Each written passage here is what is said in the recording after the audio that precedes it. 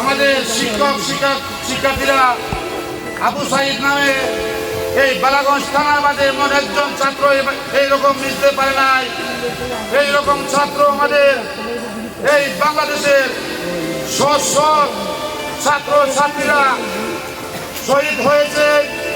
আমরা প্রথমে স্মরণ করছি বাংলাদেশ এই ছাত্র যারা শহীদ হয়েছেন সবার জন্য আমরা মাগফিরাত কামনা করছি।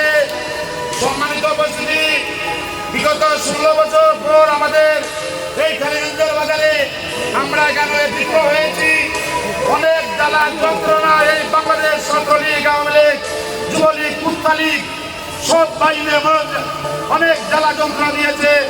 আমরা সবাইকে বলতে চাই, যা কিছু করে না কেন সবের ভাবের পরাজিত একবার না একবার নিতে হয়। আমরা এইরকম কাজ করবো না কোনোদিন, যাতে আমরা এই ভাবের পরাজিত নিতে হয়।